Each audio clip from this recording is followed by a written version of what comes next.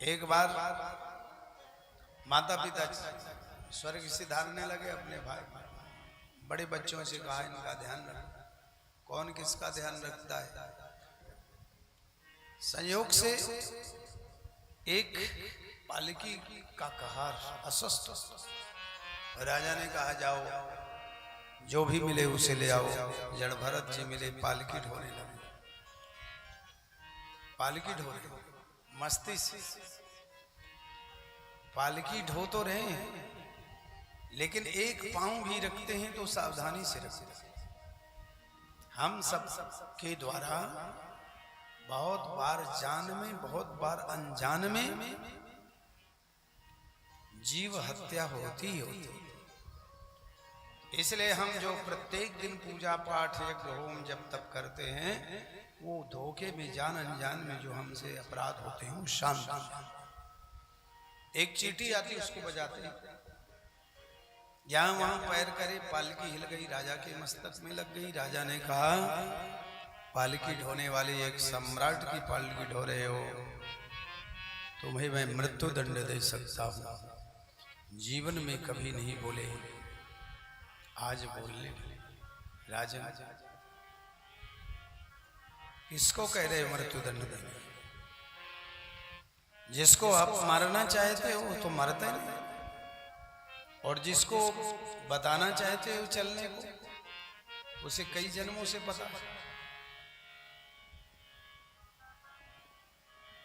राजा ने वेदांत वाक्य सुनकर के पालकी को रुकवाया, देखा कंधे में जनेऊ था।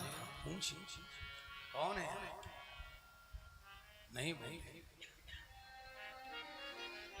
राजा कहते हैं रघुगण नाहम विशंके सुरराज वज्राम न तृक्ष शूला न यमस्य दंडा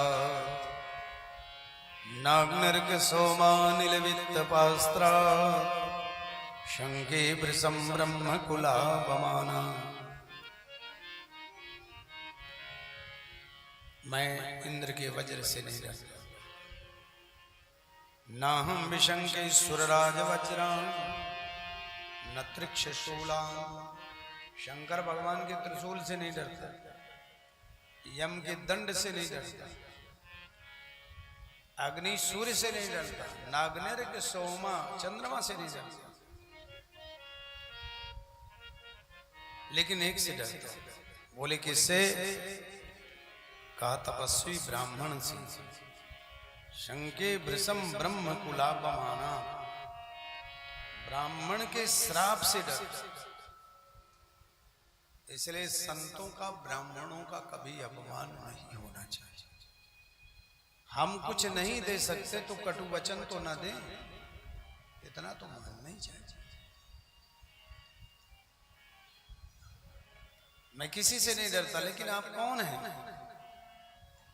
आप 10 अवतारों में कोई अवतारी तो नहीं, 9 सिद्धेश्वरों में कोई सिद्ध तो नहीं,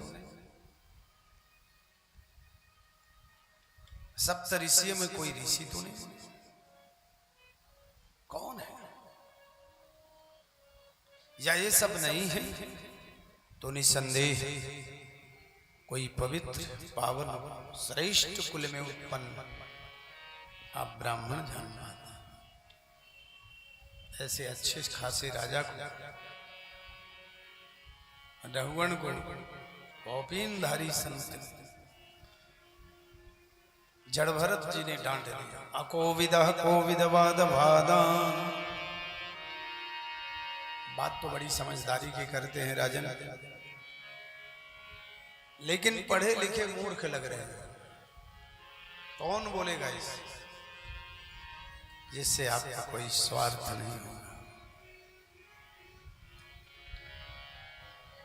राजा को ऐसे तत्व ज्ञान का रघुगण को आप उपदेश दिया है